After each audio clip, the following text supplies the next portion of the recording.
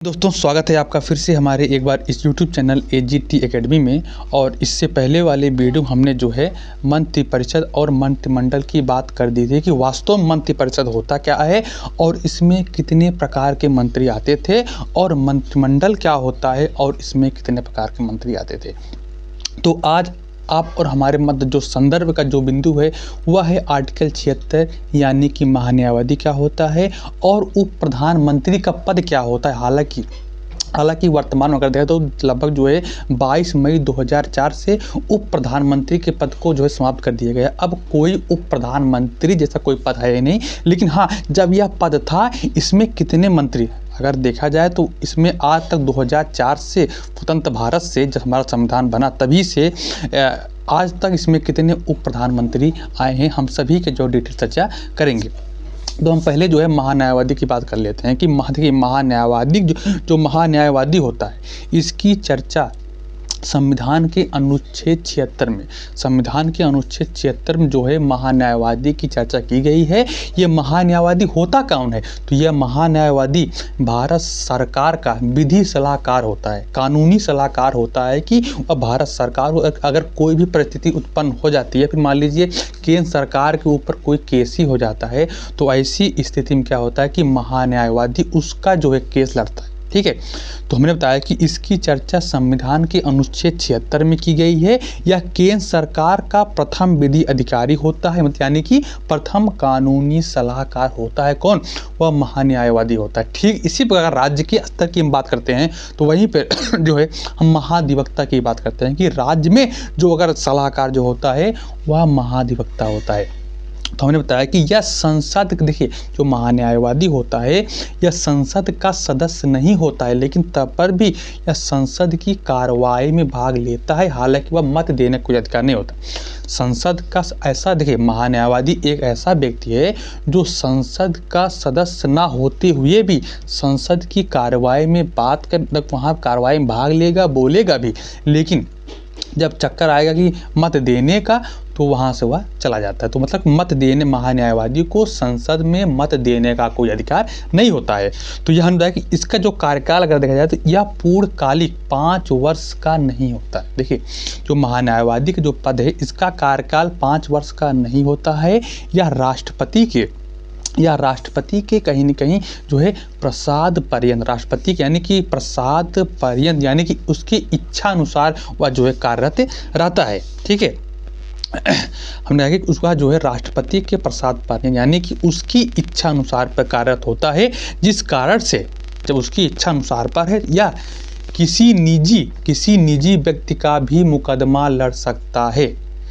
महान्यायवादी किसी निजी व्यक्ति का मुकदमा लड़ सकता है, लेकिन यदि बात अगर मान लीजिए किसी निजी व्यक्ति और केंद्र सरकार के मध्य कोई विवाद उत्पन्न हो जाता है, वह निजी व्यक्ति का जो है नहीं लड़ेगी, वह निजी व्यक्ति का केस नहीं लड़ेगी, यानी कि क्योंकि क्या होता है कि यह पहला जो है यह केंद्र सरकार का, मैंने पहले ही बताया कि यह जो है कहीं न कहीं केंद्र सरकार का प्रथम विधि अधिकारी होता है। आपका केस लड़ सकता है, लेकिन अगर केंद्र सरकार के ऊपर अगर आपके मनमुटाव है तो यह आपका केस नहीं लड़ेगा।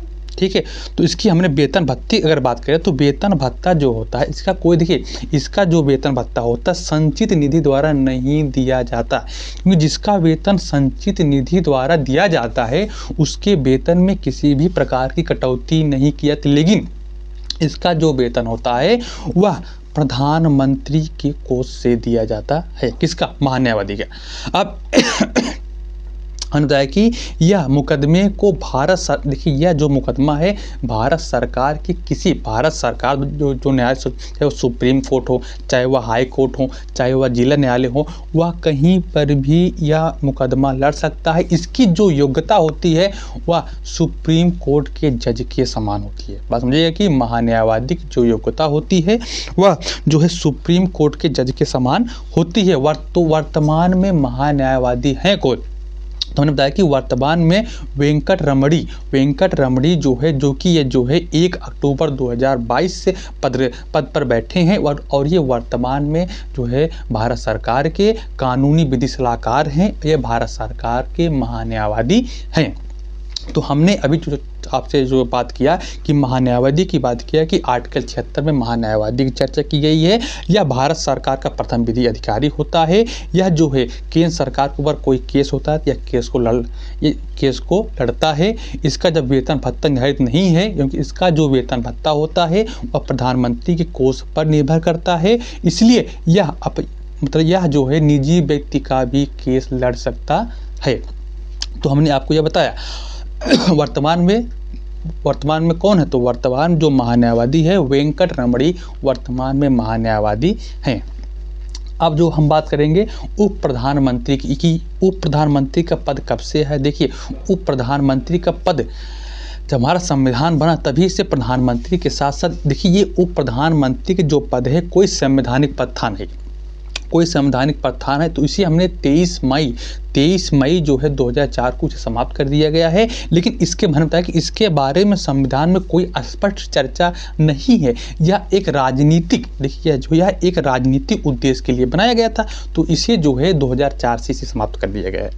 जब प्रधानमंत्री भारत से जब बाहर होता है, जब भारत में नहीं होता था, मैं पहले की बात कर रहा हूँ, आज की नहीं, जब प्रधानमंत्री भारत से बाहर होता था तो उप प्रधानमंत्री देश पर नियंत्रण रखता था। जिस प्रकार जो है चीफ मिनिस्टर का जो है मुख्यमंत्री होते थे, ठीक इसी प्रकार वहाँ पर भी जो बनाया गया था कि देखिए अगर मुख्यमंत्री नहीं होते हैं तो उप मुख्यमंत्री कार्यभार संभालते थे।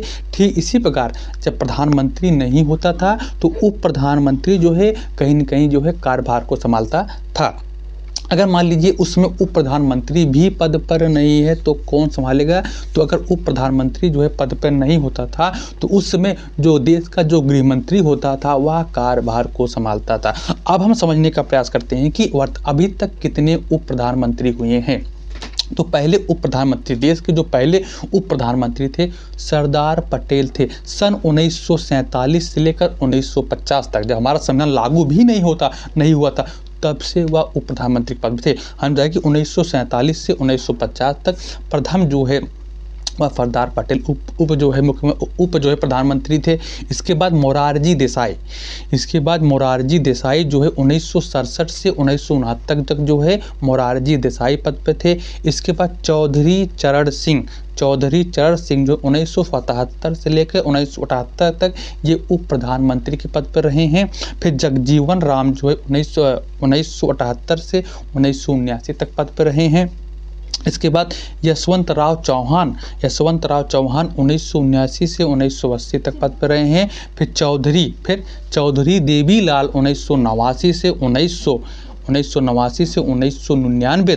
1999 तक यह पद पर रहे हुए हैं। इसके बाद लाल कृष्ण आडवाणी जो है 2002 से लेकर 2004 तक ये अंतिम व्यक्ति थे जो कि उप प्रधानमंत्री के पद पर थे। तो पहले सरदार पटेल थे, अंतिम कौन थे? तो लाल कृष्ण आडवाणी 2002 से लेकर 2004 तक या जो है उप प्रधानमंत्री के पद पर रहे हैं। तो आज हमने इस छोटी सी वीडियो में जो है हमने बताया कि महान्यायवादी क्या होता है, कि उप प्रधानमंत्री का पद क्या होता है, किस प्रकार इसका अब अर्थ समाप्त कर दिया गया, हमने डिटेल से चर्चा किया।